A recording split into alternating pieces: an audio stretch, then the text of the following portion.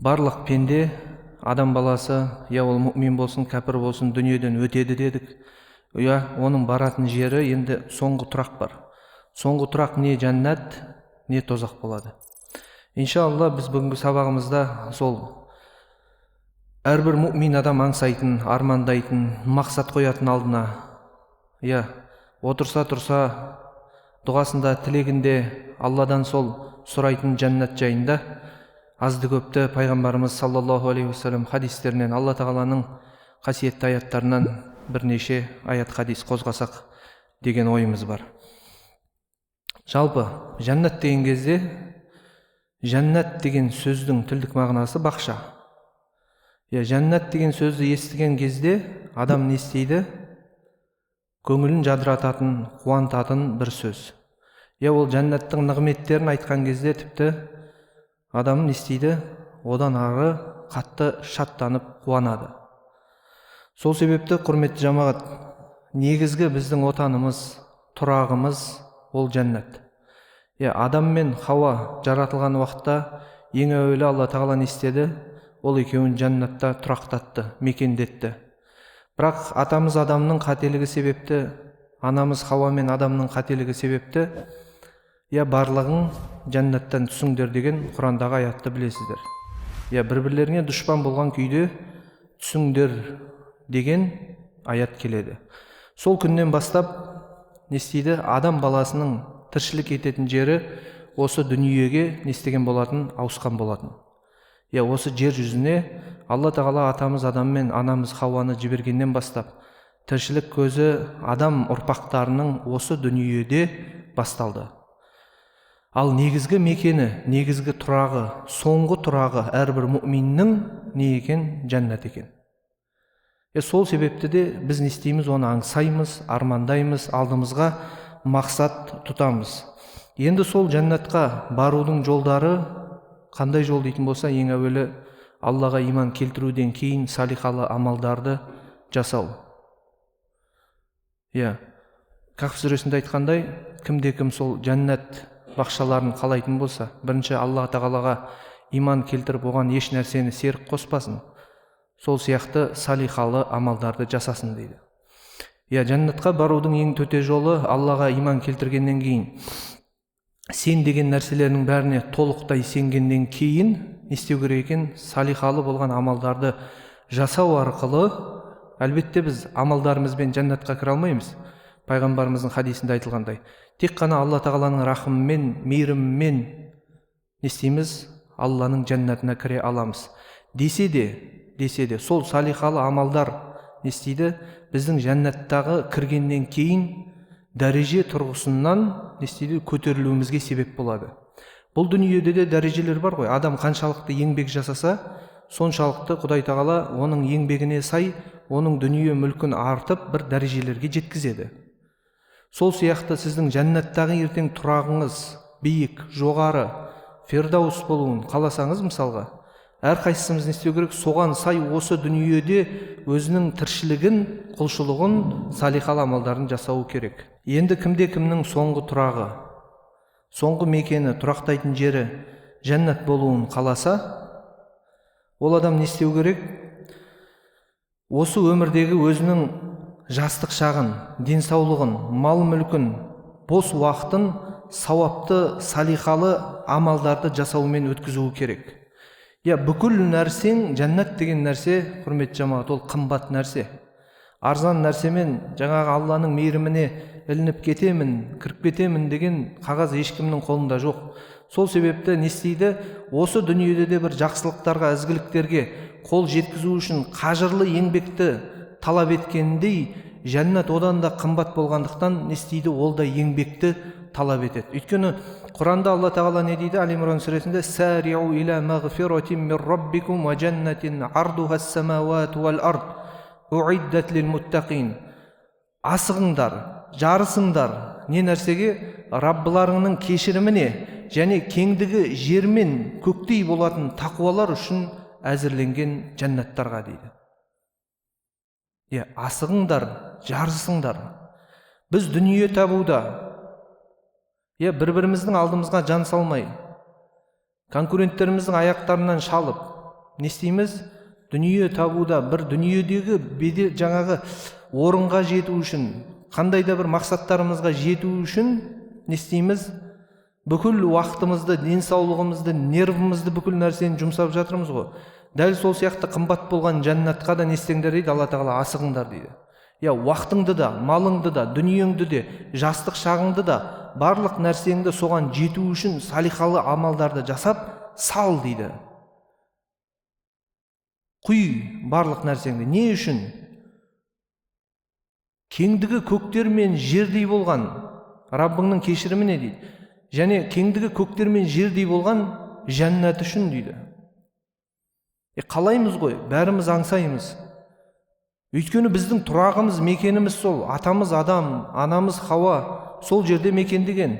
Сол себепті әрбір адамның бойында, табиғатында сол рахатқа деген несі бар? Құштарлығы бар. Біздің табиғатымызға Алла тағала сол нәрсені салған.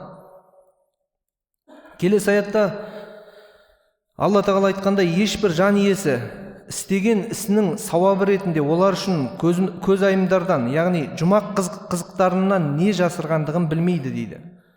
Сол сияқты мына дүниеде істеп жатқан нәрселердің барлығы, өмірде бақытты болуымыз үшін, бұл қамшының сабындай қысқа дүниеде, ақырет жұртына ізгі іс, сауапты амал істеп, дайындықпен баруымыз қажет, құрметті жамағат. Алла тағала Құран кәрімде айтқандай, негізі дүние тіршілігі ақыретпен салыстырғанда дейді, ақыреттің жанында түкке тұрғысыз азғана дейді. Біз жаңағы өмірі 80 жыл болды, 100 жыл болды деп жатып, 10 жыл, 20 жылға жоспарларды құрып жатамыз ғой. Ақыреттік есеппен алған кезде Алла тағала не деп тұр? Бұл түкке тұрғысыз дейді, өте аз деп тұр. Сендер дүниеде қанша уақыт болдыңдар деген кезде не дейді? Бір күн немесе жарты күн дейді. Ақыретпен салыстырғанда сенің 80 жылың, 100 жылың бір өтпейтін, сынақтарың бітпейтін сияқты қиыншылығың сондай болып кетеді ғой өзі келген кезде. Сондай нәрсе ақыреттің қасында не істейді дейді? Түкке тұрғысыз болып қалады дейді. Өмір бойы өзіңнің денсаулығыңды салып, мал мүлкіңді салып, бос уақытыңды салып, Алла тағаланың разылығы үшін жасалған амалдардың, сауапты істердің, салихалы амалдардың жемісін жеп, Алла тағала жәннатыма кір деген кезде бүкіл бұл дүниедегі шаршаған нәрсе кетіп қалады. Сол кезде соның нәтижесін не істейміз? Көреміз. Бұл дүние сол ақыреттің егістігі. Осы дүниеде не нәрсені егеміз, құрметті жамағат? Ақыретте сол нәрсені аламыз. Бұл дүниеде ешқандай еңбек етпей, Алла маған фердаусты бер деп айта алмаймыз біз. Сұрасаң да бермейді. Өйткені Алла тағала әділ ғой. Әркімнің не істейді? Өзінің еңбегіне сай, ертең істеген амалына сай жәннаттағы дәрежелері беріледі.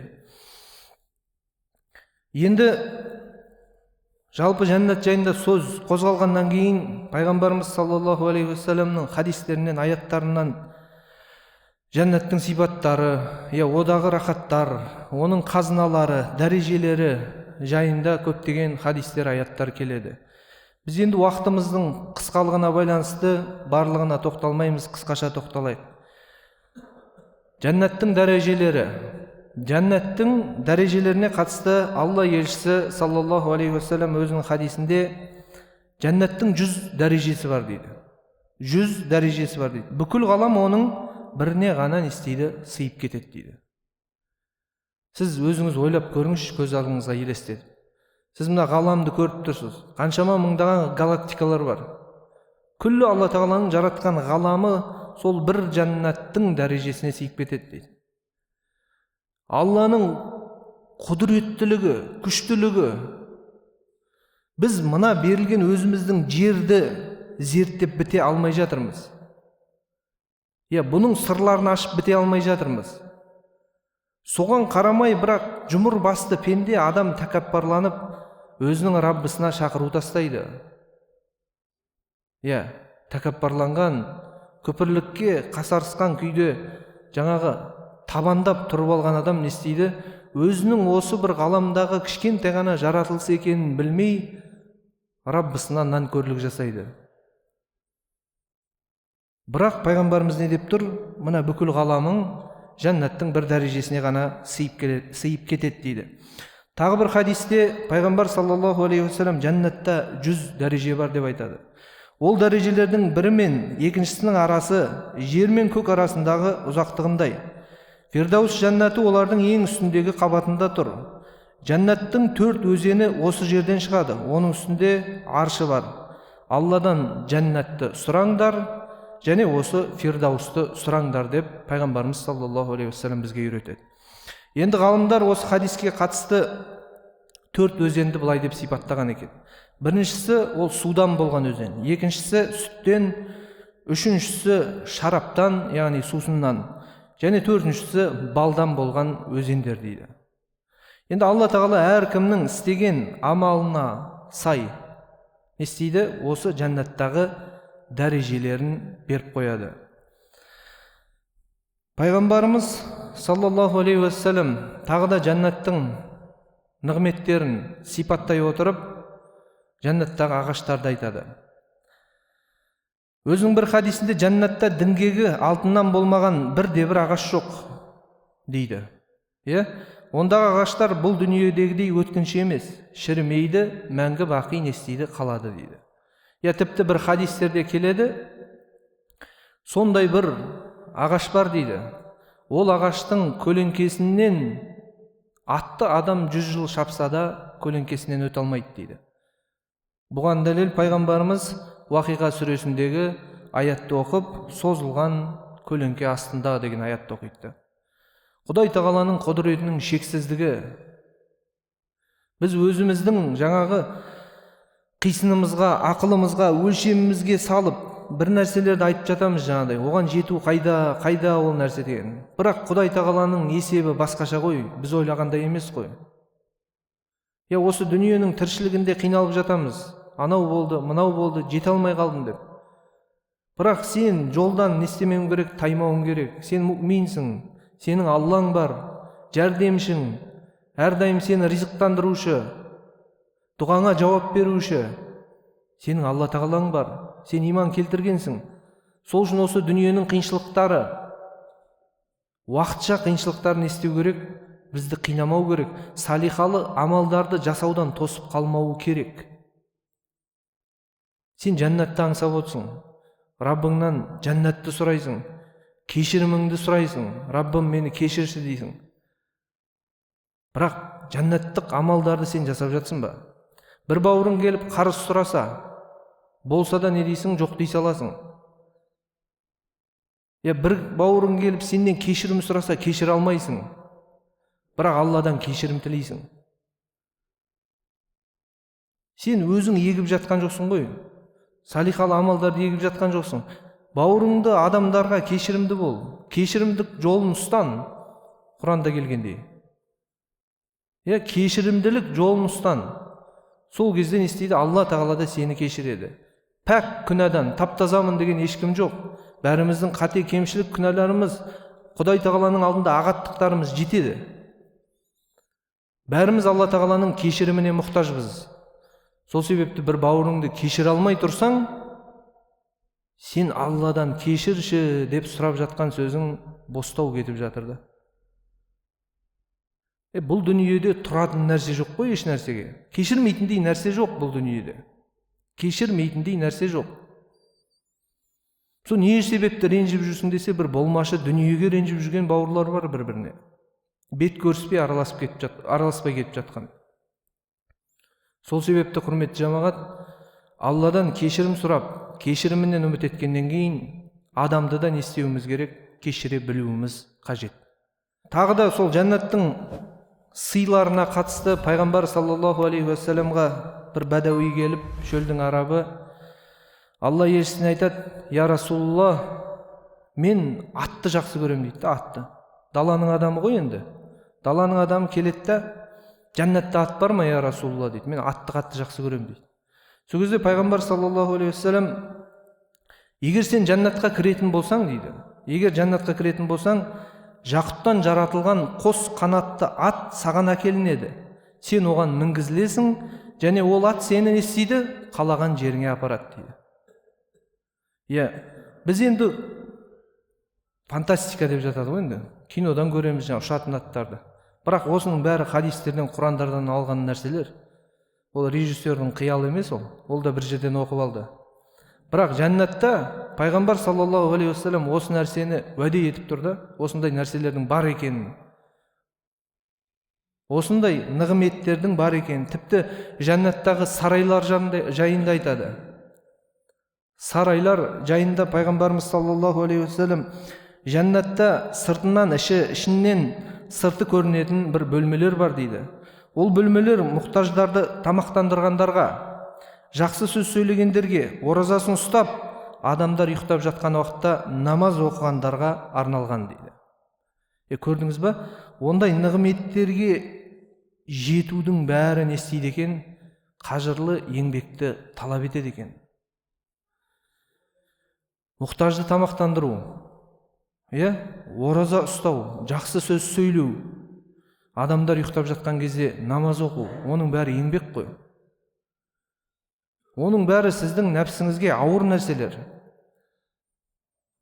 Бірақ сіз не істейсіз? Алланың разылығы үшін, Алланың кешірімінен, сауабынан, жәннатынан үміт еткеннен кейін осы нәрселерді жасайсыз. Алла тағала не істейді? Осының қарымтасын сізге береді. Пайғамбар саллаллаху алейхи уассаламның тағы бір хадисінде кімде-кім жәннатқа кірсе, өлмей мәңгі тірі қалады дейді. Мәңгі нығметте болып үмітсіз болмайды дейді. Киімдері тозбайды, сондай-ақ әрдайым жас болып қартаймайды дейді. Сол уақытта, ей Алланың елшісі, оның құрылысы қандай деп сұраған уақытта қасында отырған сахабалар: кірпіштері күміспен алтыннан, сылақтары мисктен, жері шафраннан, тастары гаухар және жақұттан деп сипаттаған екен. Ойыңызға қандай қиял келіп жатса да, қандай қиял келіп жатса да, жәннаттағы нығметтерді сіз қиялдай алмайсыз. Ойға кірмеген, сіздің фантазияңыз жетпейтін нығметтер не Алла тағала бізге дайындап отыр. Иншалла жәннаттық болған пенделеріне осы дүниеде нені армандадың, нені армандамадың, не істеді? Алла тағала сол нәрселерді дайындап қойған. Тек қана мені мойында да салихалы амалдарды жаса дейді. Мойындайсың, салихалы амалдарды жасайсың. Кахф сүресінде айтқандай. Бұның бәрі не істейді екен? Нәпсіге ол ауыр келгендіктен көп адам не істейді? Бұл нәрсені жасаудан махрұм қалып жатады. Тіпті біз өзіміз мұсылман болып, иман келтіріп біліп тұрсақ та, сауапты амалдардан шет қалып жатамыз. Бағанағыдай ғой, бір бауырың қарыз сұраса бере алмайсың, кешірім сұраса кешіре алмайсың. Сондай нәрселерді ұстап қалып жатамыз. Бірақ өзіміз жәннаттан үміт етеміз. Әділ ма, әділетсіз ба? Әрине ол әділетсіздік. Бірақ Алла тағала әділ, әркімнің істеген амалына қарай өзінің қарымтасын, сыйын береді. Құдай тағала әрбір пендесіне не істеді? Істеген амалына сай өзінің дәрежесін берді. Енді пайғамбарымыз саллаллаху алейхи уассаламның хадисінде келеді ғой, жәннатқа ең соңғы кіретін адам, самый последний адам ғой, ең соңғы адам. Сол адамның жәннаттағы сыйларын пайғамбар саллаллаху алейхи уассалам сипаттайды. Тозақтықтар мәңгі тозаққа кетіп, жәннаттықтар, жәннаттың тұрғындары мәңгілік жәннатқа кірген соң, тозақтан ең соңғы шығатын адам жайында не істейді? Пайғамбарымыз саллаллаху алейхи уассалам айтып сипаттайды. Әлгі адам тозақтан шығып, жүзі жалындаған отқа қарап тұрған күйде күйдіріп бара жатыр ғой енді. Не дейді? Раббым, жүзімді тозақтан аулақ етші. Мына жалындаған от мені күйдіріп бара жатыр деп не істейді? Алла тағалаға дұға етеді. Сонда құдіреті күшті Алла тағала: ей пендем, егер осы нәрсені орындасам, сен басқа нәрсе сұрамайсың ба дейді. Валлахи биллахи ант етемін, не істеймін? Сұрамаймын мен сенден, Раббым дейді. Сөйтіп Алла тағала не істейді? Оның жүзін тозақтан кері бұрады. Тозақтан кері бұрып, жаңағы адамға біраз уақыт өткеннен кейін бір ағашты көзіне көрсетеді. Шөлдеп, шаршаған, шалдыққан күйде шыққан адам не істейді? Раббым, мені ана ағашқа жақындатшы. Көлеңкесін біраз паналайын, жанындағы судан ішіп, шөлімді қандырайыншы дейді. Сен серт беріп едің ғой, ештеңке сұрамаймын деп. Осыдан кейін еш нәрсе сұрамаймын, Раббым дейді. Сөйтеді дегені, Алла тағала сол ағашқа жақындатады. Одан кейін екінші, одан да көріктірек ағашты көрсетеді. Жаңағы пенде не істейді? Аллаға берген серті бар, сұрайын десе ұялады, бірақ сонда да сұрайды. Раббым, ана ағашқа жақындатшы. Көлеңкесін паналайыншы. Жанындағы жемісінен жеп, суынан ішейінші дейді. Сен сұрамаймын деп едің ғой. Осыдан кейін еш нәрсе сұрамаймын, Раббым дейді. Алла тағала тілегін қабыл етіп, не істейді? Ол ағашқа да жақындатады. Одан кейін үшінші, одан да көрікті үлкен ағашты көрсетеді. Оның жанындағы жаңағы жемістері, ағып жатқан өзендері, сулары. Сұрайын десе тағы ұялады. Раббысына беріп қойған серті бар, ештеңке сұрамаймын деген. Бірақ не істейді? Сұрайды. Раббым, жақындатшы. Алла тағала жақындатады. Осыдан кейін еш нәрсе сұрамайсың ба? Сұрамаймын, Раббым, болды. Осы маған жеткілікті. Сөйтіп оның жаңағы саясында біраз отырып, тынығып демалғаннан кейін Алла тағала жәннаттың есіктерін не істейді? Оған көрсетеді. Ішіндегі жәннаттықтардың шулаған дауыстарын құлағына естітеді. Сол кезде әлгі пенде не дейді? Ұялады тағы да Раббысынан сұрауға. Бағана уәде беріп қойды ғой, еш нәрсе сұрамаймын деп. Раббым, мен жәннатқа кіргізші дейді. Жәннатқа кіргізші мен. Алла тағала бұл тілегінде не істейді? Оның қабыл етеді. Өзінің рахымымен, мейірімімен соңғы болған адамды кіргізеді. Сөйтіп бір кірет не істейді? Жәннат толып қалғандай болады. Сосын қайтадан шығып, Раббым, жәннат толы ғой, маған орын жоқ қой дейді. Сен қайтадан кір дейді. Қайтадан кіреді. Қайтадан сондай не істейді? Көзіне көрінеді. Жәннат толық, лық толы, орын жоқ сияқты. Раббым, бұның ішінде маған орын жоқ қой дейді. Сол кезде Алла тағала, сен нені қалайсың дейді. Нені қалайсың дейді. Мен жәннатты қалаймын. Ондай болатын болса, саған міне жәннат берілді. Үлкендігі не? Жер мен көктердің арасындай. Және осының 10 есе арттырып беремін дейді. Ана пенде не істейді? Ең соңғы тозақтан шыққан адам ғой. Соған беріліп жатқан нығметтерді көріп, Раббым, Раббым деп жаңа дұғасын қылып жатады ғой. Сол кезде Алла тағала не дейді? Сұра бендем дейді. Енді 10 дәрежелі жаңа жәннатты беріп қойды. Нені сұрайсың дейді. Раббым, ананы берші, мынаны берші, мынаны берші. Қиял таусылып қалады. Қиял таусылады. Не сұрайтынын білмейді. Алла тағала не істейді? Ананы сұрасайшы, мынаны сұрасайшы деп пендесіне не істейді? Өзі есіне салады жаңағы соңғы жәннаттық кісіге кіретін. Ананы сұра, мынаны сұра. Сөйтіп ананы да сұрайды, мынаны да сұрайды. Алла тағала барлығын не істейді? Сол кісіге береді. Сонда Құдай тағаланың құдіреті шексіз. Ең соңғы тозақтан шыққан адамға беретін нығметтің өзі осындай болатын болса, тозаққа түспей тікелей жәннатқа кіретін пенденің нығметі қаншалықты болатын көз алдыңызға елестетіп көріңізші. Алла тағаланың кеңшілігі, мейірімін елестетіп көріңізші көз алдыңызға. Оның берері, қазынасы ешқашан таусылмайды. Біз жаңа өз ақылымызға салып, тіпті бауырым мен үшін дұға қылшы деп жатса, дұға қылуға да не істеп жатамыз? Қызғаныш қылып жатамыз.